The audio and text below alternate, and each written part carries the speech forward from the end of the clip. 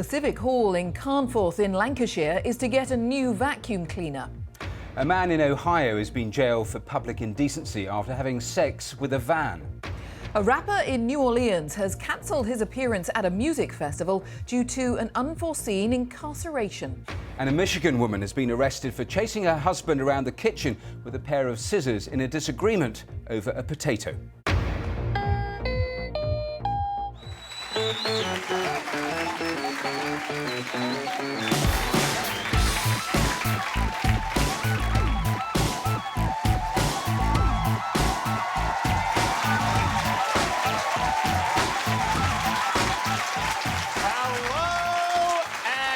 Welcome to another episode of No Such Thing as the News, coming to you from up the creek in Greenwich, London. My name is Dan Schreiber, and I am sitting here with Anna Chazinski, Andrew Hunter-Murray, and James Harkin.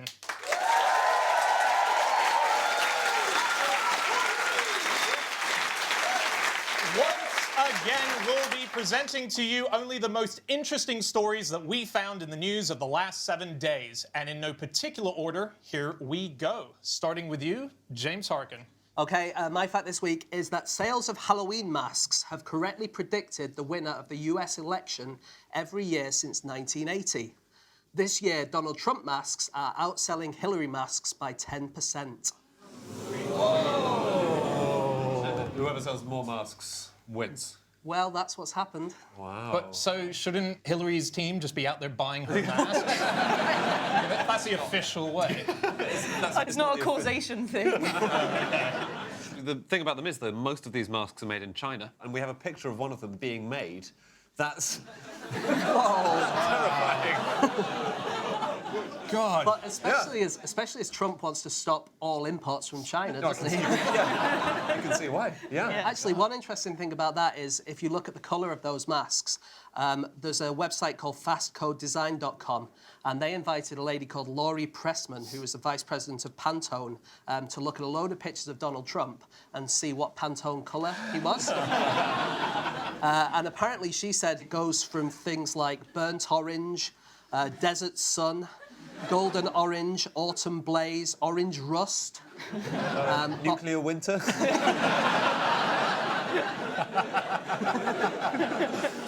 But overall, it's a colour called gold flame. And that's what that looks like. Oh, that's it. That's his face. That's his face.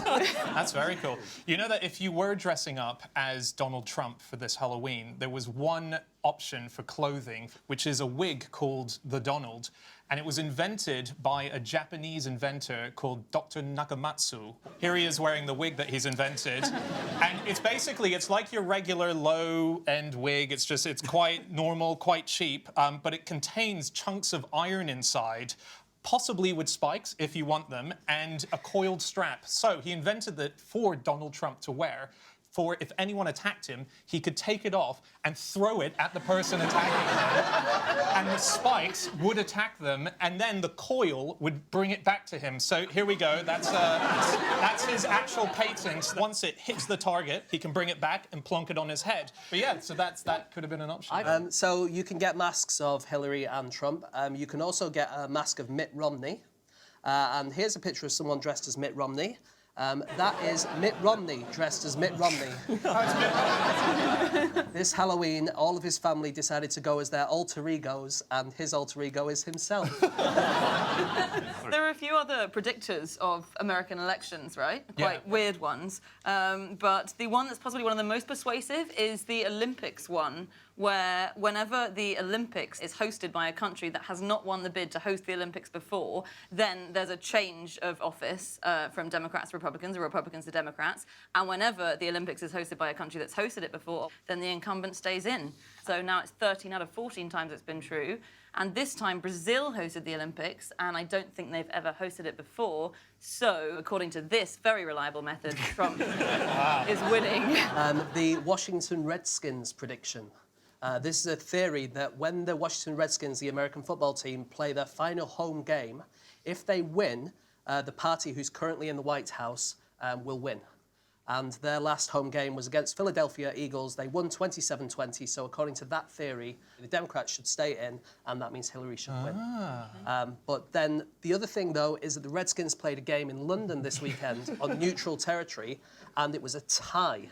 Okay, and it was a tie in normal time and in overtime, which, if you watch American football, is extremely rare. So that seems to me like something really weird is going to happen. It's going to be a tie. Could be. Yeah. Are they going to have a coalition? Well, check this out. Western Illinois University has a mock election every time there's going to be an election. And since 1975, when they've started doing these mock elections, they've had 100% accuracy. And so they have done this year's mock election. And they've concluded that the winner of this presidential election is going to be Bernie Sanders, who will win in a landslide. He beats Hillary in the primaries 2-1. He then faces the Republican nominee, Jeb Bush, who he beats a margin of 4-1. So there we go. Wow. Yeah. So there was a recent poll done for the Lincoln Leadership Initiative. This was in September. It found out that 1 in 5 Donald Trump supporters thought that he would start a nuclear war during his term in office. That's his own supporters. 1 in 5. Wow. Yeah, look, of his supporters, 36% said there would be race riots, 33% said the government would default on its debt, and one Republican spokesman said, the polls showed that Donald Trump is getting his message across because he has promised most of these goals as part of his platform. There was apparently a recent poll in Florida where 2% of people who vote for Hillary Clinton also say that they believe that she is literally a demon. These are the people who like to vote for her. Wow. So mad, yeah. We're going to have to move on very shortly to our next fact. Okay. Anyone got anything else before we move on? If you turn up to vote in one of the Donald Trump masks, which would admittedly be an incredibly odd thing to do, but if you do that, there's a chance you won't be allowed to vote. Ah. Yeah, because it counts as electioneering. So if you turn up in a Trump T-shirt or a Hillary Clinton T-shirt or whatever, they'll ask you to put it on inside out so you don't influence anyone else into voting a different way. I thought it was going to be because if Donald Trump's already voted that day, they'd be like, you've already been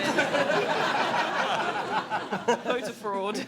OK, we should move on to our second fact now, and it's time for my fact. My fact this week is that the keys to the church that contains Jesus' tomb are looked after by a Muslim family because the Christians can't be trusted with them. It's so amazing. So this is, the reason I saw this is that there's very big news this week, which is that Jesus' tomb has been opened for the first time in 500 years. And it sits in this church, which is called the Church of the Holy Sepulchre. The church itself is looked after by 3 denominations, but because they don't believe in exactly the same things, it takes forever for them to negotiate how to make even the simplest of decisions. And so they decided to actually open the tomb of Jesus over 50 years ago, but they've spent the last 50-something years trying to work out how they should raise the money and not agreed on any way that they could. Even as tiny a thing as that, they can't agree on. And so the reason that there's a Muslim family looking after the keys is because over 800 years ago, they thought, there's no way we're giving the keys to you guys. You're just going to bicker over it. We'll give it to this family. And it's been the same family who's looked after it generation after generation. Keys to the most sacred site of all of Christianity. It's like leaving keys with a neighbour, though, isn't it? It's just sensible. Yeah, well, because everyone in your house argues so much that you don't know who should unlock the door. Bizarre flat you live in. Yeah. It is the most amazing story. So they have been fighting for centuries, and there are all these examples of these huge tiffs that all the Christian sects have. The church is shared by 6 denominations of Christians, really. So it's the Greek Orthodox, the Armenian Apostolic, the Roman Catholics, Coptic Orthodox, Ethiopian Orthodox, and Syriac Orthodox. And just one example of a fight that was had. The Ethiopians and the Copts, rather than being able to access the main church, have a spot on the roof where they can worship. And there's one section in between their bits that's disputed. And during Easter prayers in 1970, the Coptic monks briefly left their rooftop and the Ethiopian monks changed the locks and claimed it for themselves. And since then, the Coptics haven't been able to get back to it, and they've erected a chair right next to it to show that they protest this move. And there was one incident in 2002, I think, where the Coptic monk, in his protest chair, it was extremely hot, so he moved his chair a couple of yards to try and get some shade from the sun. This was interpreted as an act of aggression. There was a massive fight, and 11 monks ended up in hospital. It's mad. It is insane. It's what Jesus would have wanted. They have a thing there that's very famously known as the immovable ladder. It's a ladder that is just sitting against a windowsill, and because none of them can agree where it should go, it has sat there since 1757. Just one other fight that there was in 2008, the Armenians had a procession and the Greek Orthodox kind of blocked the procession and it turned into a massive scrap. The police came in and I got a video of it. Whoa! These are all priests and monks. And they, It's like a stage dive. Can I just, I think I've got a slow motion of that guy coming in like a WWF wrestler. Yeah. There we go.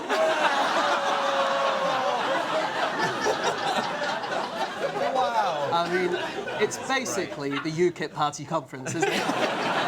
So the good thing about this is the fact that they now have agreed how to fund the opening of Jesus' tomb. That's kind of given them a good feeling about getting along together. So the thing is called the Edicule, and it was written up by National Geographic, who had a correspondent in there observing the whole thing. So there's a church, and inside that there's the little house, which is the Edicule. You can see that in the middle there, surrounded by scaffolding. And then in the middle of that is a cave with a tomb in it. And they removed a marble slab very, very carefully, and this is from the write-up of what happened, revealing something unexpected. Oh. Another marble slab. Pretty good. I like the report in Eternity News, which is... Eternity News. It's published by the Bible Society of Australia, and they said, "Good news, no body found in Jesus' tomb." That's good, isn't it? Because the thing is, of course, Jesus was buried, but then rose again and went to heaven. So you would expect, if you go to his tomb, for there to be no body there. Yes. And they went there and there was no body. Yeah. So that's good news, right? Yes, it's a really beautiful find. It's a big story, and they're going to close it up very soon. I think they're doing a couple more months of restoration on it, and no one's going to see it again for another maybe 100, it 200 years. could be thousands of years, I think they're saying, because they're going to restore it to an extent that they can leave it now for millennia. Wow. Untouched. But then, as established, there's nothing in it, so who cares? For the sake of balance, we should say that you say the Muslim family looks after the keys, but there's actually two Muslim families.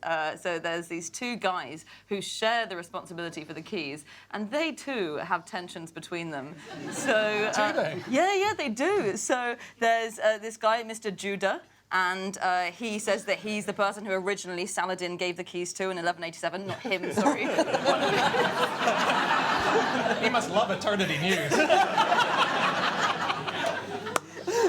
Yeah, one of his relations, distant relations. And there's this other guy, New Saber, so New Saber's job is to unlock the door, and Judah's job is to get up at 4 in the morning with the key and bring it to New Saber, who unlocks the door. And they have these fights. So New Saber believes that his family was the first ones to hold the key, but Judah says, no, that's not true. My family was a really high-up sheikh family, a highly respected family. So after Saladin gave us the keys, but after a while, it was clear we were too superior to touch them ourselves, and so we found New Saber's kind of inferior family and asked them to do the unlocking, and they just feel ashamed still of being just doorkeepers, which is why he's insisting he's the original. So they've got a little bit of nice tension between them as well. We need to move on. Does anyone have anything before we do? There was other religious news, Jesus news, this week, actually, which was quite happy news, which is the news that in Canada, Jesus has been reunited with his head. It was a statue of Mary and baby Jesus in Canada, and vandals kept on stealing the head of Jesus, so it was replaced by something that was sculpted by a local artist, which was a terracotta head, and we have got the picture of it here. Now, Are you sure that's not a Donald Trump Halloween house? the person who sculpted it promised that she would make a stone version as soon as possible, and within moments of the priest announcing that, someone rushed and returned the original head, which is now back on the statue.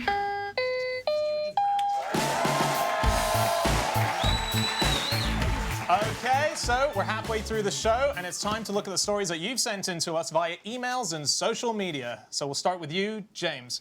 Okay, mine came in from Dane Stringfellow on Twitter, and it is that this week, a Barnsley supporter took his pet hamster to watch Barnsley play Walsall.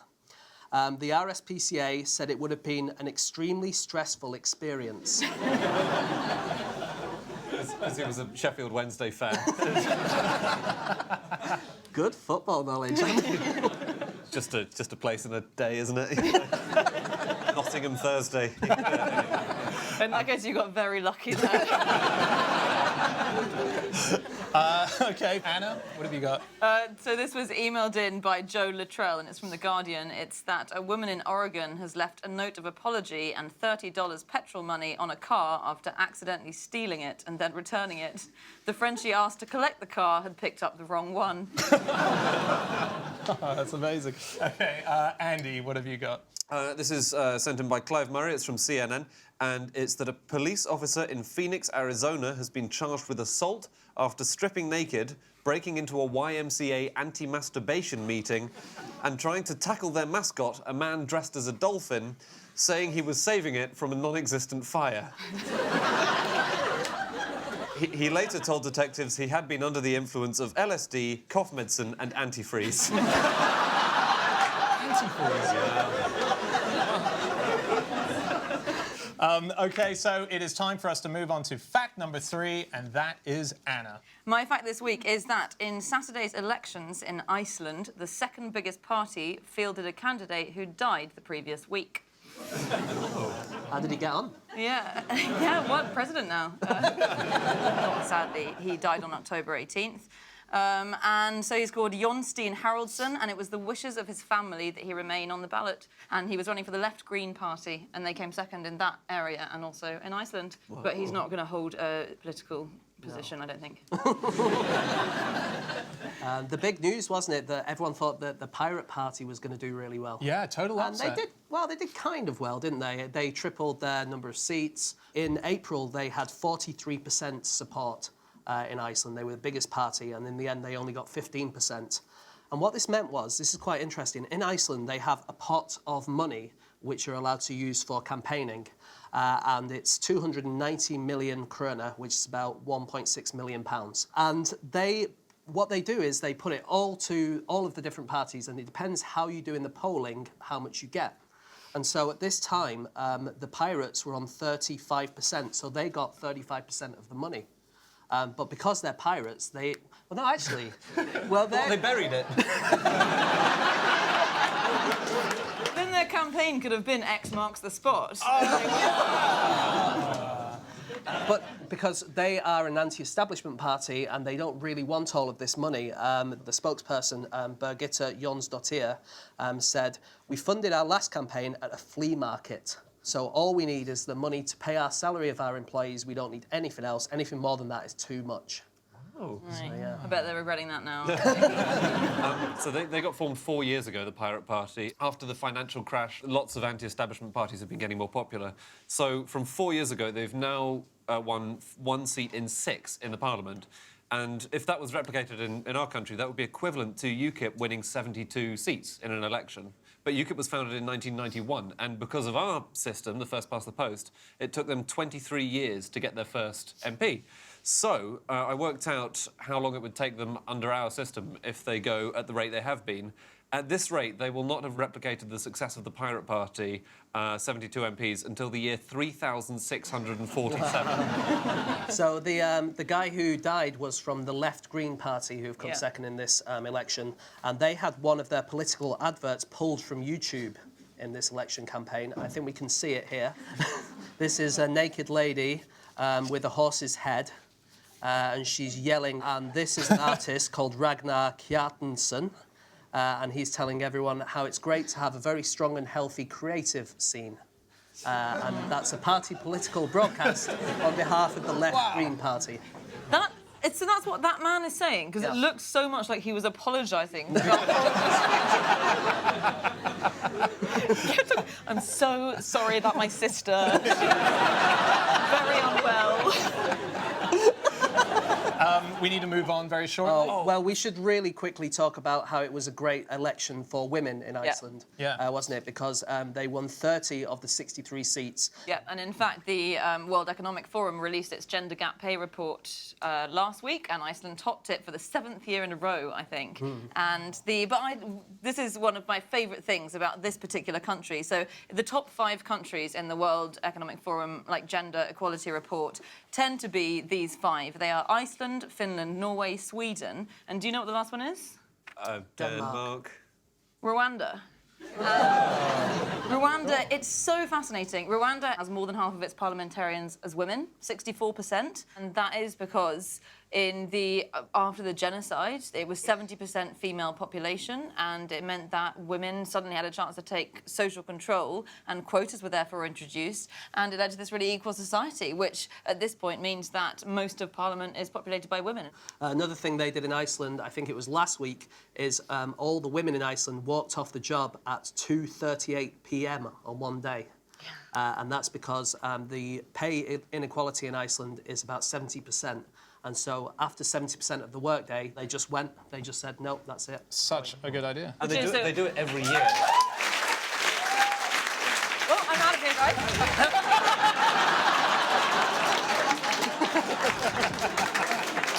And it all goes back to a thing that happened in 1975, which is known in Iceland as the Women's Day Off. When 90% of all the women who were working went on strike on that day. And all the men basically had to take their kids to work because they had no one to look after the kids. All the schools closed. And they sold out of sausages because the men... That's all they could cook. That's all they could cook. OK, we're going to move on to our final fact of the show, and that is Andrew Hunter-Murray. My fact is that more than a third of men who took the new male contraceptive jab reported an increased sex drive, and 1 in 20 reported swelling of the breasts. So this is a new study which has been done. There's a new contraceptive jab for men, and you can either get an injection of hormones or you can have it as a gel that you rub into your shoulder. And it's a huge development, basically, in contraception. It's 96% effective. Which is very good. It's better than condoms, which are 98% normally, but in real-life conditions, they're 82% effective. What does that mean? It's where you've put it on first. But so they've been trialling this thing, and they've actually just stopped the trial of this new contraceptive jab because a lot of men reported side effects from it, whereas, as we all know, female contraceptive pills have no side effects at all. But that's a joke, please don't write in. So 38% of men reported increased libido, which is a strange side effect. But it's very cool the way it works. It works by dramatically lowering the concentration of sperm. So it lowered it to 1 million per milliliter, which sounds like a lot, but normal concentrations are between 15 million and 300 million sperm cells per milliliter. Yeah. So, well, I saw that statistic. I'd never seen that before. If you, for some reason, decided to fill a pint glass with semen, it would contain more sperm than there are people on Earth. Wow. Whoa. There you go. Very exciting. ever open James's fridge. They stopped the study, didn't they? Because I think 20 of their subjects decided that they didn't want to do it anymore. Yeah. 14 stopped because of mood swings, and the other 6 were acne, pain or panic at the first injection, palpitations, hypertension, and erectile dysfunction. Right. Well, that at least would work. Yes. The one article that I read properly about it was the fact that the side effects were like, oh, men are suddenly feeling a bit like moody and their body feels a bit wrong. And the article basically should have just had 2 words of her going, oh, boo-hoo. Like, try being a woman for 1 second, dickhead. It was really... One guy is like, oh, I don't feel so good. And now we've stopped potentially a thing that could mean that men could be using it very soon, as opposed to now using it in a long time. I think they'll carry on doing the trials, won't they? Yeah. Oh, yeah, there's going to be more men go, oh, I wish I could play games instead. Like, it's Dan, are you taking this thing at the moment? So to be fair spoke to them, 75% of the men on the trial said that they would take it as a contraceptive. And that's even given that half of them got acne, which is a high proportion of side effects. So. And 4 of the partners got pregnant. Yeah. A big side effect. But, so there is another story which you may have seen in the news in the last week, which is that Britain's first ever national sperm bank has just closed down, which is a disaster. They only managed to get 7 donors in the 2 years that they were running, which is 3.5 per year. For every 100 men who inquire about giving sperm to the National Sperm Bank, you only get about 4 or 5 donating in the end, because it's really rigorous. Your sperm have to survive the freezing and the thawing, and they have to regain their motility after they're thawed out. I heard that one of the problems with this sperm bank was that it was in Birmingham.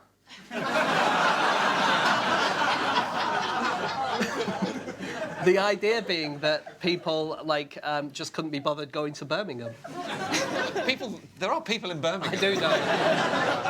You're quite right. They are rigorous, though, so you need to have good quality sperm, and you need to do various things, like you're not allowed to have sex for 48 hours before your donation, and you do have to donate, I think, at least once a week, and your sperm have to meet a certain standard, so they have to be healthy sperm. You've got to eat the right things, not drink too much alcohol, get a good amount of sleep, and I think where they're going wrong is that sperm banks deliberately place themselves near universities, because that's where you get, like, virile young men, but also I think that's why you get sperm that are completely useless. It's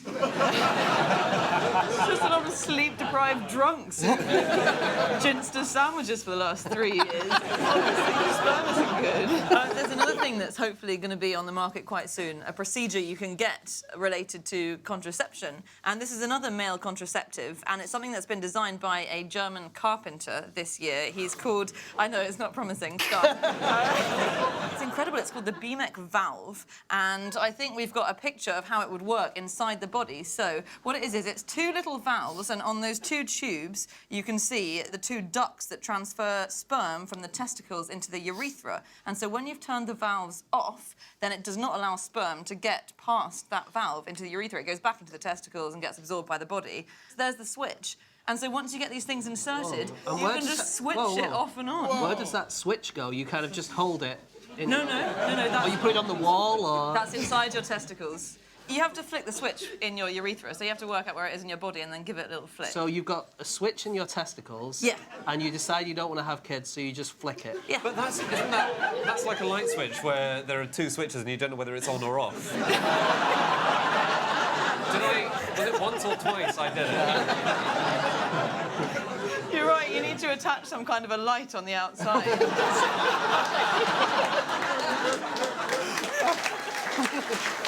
OK, that's it. That's all of our facts. Just time to share with you some of the stories that we didn't have time to get to during this show. And we're going to start with you, James. OK, this is from the Palm Beach Post. A Florida woman was arrested this week for breaking into an apartment and attacking the residents with her pet macaw. Her name was Mary Peck. Very nice. OK, Anna, what have you got? This is from The Times, which covered this week the fact that the Colombian president is visiting our royal family and reminded us that when Prince Charles last went to Colombia, he was given as a gift several sets of maracas, a sombrero, and some books lovingly inscribed to Camilla Parker Bowles. OK, and finally, Andy. This is a study by Glasgow Caledonian University of music choices on desert island discs, which has revealed that lawyers and vets tend to like heavy metal, nurses and clergy like funk, and entrepreneurs like punk. Not enough engineers and accountants have been invited on the show to determine what they like. OK, that's all from me, Andy, James, and Anna. We will be back again next week. We've been No Such Thing as the News. Goodbye.